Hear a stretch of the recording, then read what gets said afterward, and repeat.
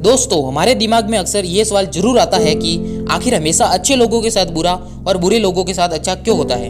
अगर कोई बेईमानी करता है और लोगों का गलत करता है और गलत सोचता है तब भी उसका अच्छा होता है, वही सबके साथ अच्छा सोचने वाले, भला सोचने वाले के साथ हमेशा बुरा क्यों होता है। ये एक ऐसा प्रश्न है जो हर किसी के दिल में आता है। तो आज हम आपको एक कहानी के माध्यम से इन सभी प्रश्नों के जवाब देंगे।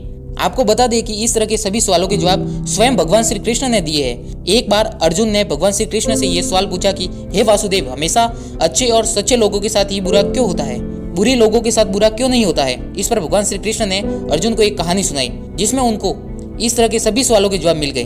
पुराने समय की बात है। एक शहर में दो आदमी रहते थे। पहला आदमी व्यापारी था जो बहुत ही अच्छा और नेक इंसान था। वो धर्म और नीति का पालन करता था, भगवान की भक्ति करता था और मंदिर जाता था। इसके अलावा वो हर तरह के गलत कामों और गलत संगति से दूर रहता था। लेकिन दूसरा व्यक्ति इसके विपरीत और दुष्ट प्रवृत्ति का था। वो हमेशा ही गलत काम करता था। मंदिर जाने की बजाय वहां से पैसे और चप्पल ही चुराता था, झूठ बोलता था और नशा आदि करता था।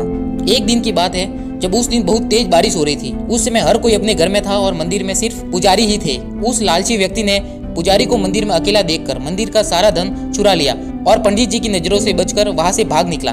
वही कुछ समय बाद वहां पर वो भला व्यापारी मंदिर के दर्शन के लिए आया और उस पर चोरी का इल्जाम लग गया। वहां पर लोग जमा हो गए और व्यापारी को भला बुरा कहने लगे। जैसे ही वो व्यक्ति मंदिर के बाहर निकला, उसको एक गाड़ी ने टक्कर मार ली जिसमें वो बुरी तरह से घायल हो गया। वापसी में जब व्यापारी अपने घर जा रहा था तो उसे वह दुष्ट व्यक्ति मिला। वो खुशी में झूमता हुआ जा रहा था और बोल रहा था कि आज तो किस्मत ही चमक गई, एक साथ इतना सारा धन मिल गया। जब व्यापारी ने इस बात को सुना तो वो हैरान रह गया। उसने घर जाते ही घर में मौजूद भगवान की सारी तस्वीरें निकाल दी और भगवान से नाराज होकर जीवन बिताने लगा। कुछ समय बाद दोनों ही व्यक्तियों की मृत्यु हो जाने पर दोनों यमराज के सामने गए। उस व्यापारी ने नाराज स्वर में यमराज से पूछा कि मैं तो सदैव ही अच्छे काम करता था, जिसके बदले मुझे अपमान और दर्द मिला, और इस अधर्म करने वाले दुष्ट को नोटों से भरी पोटली आखिर क्यों।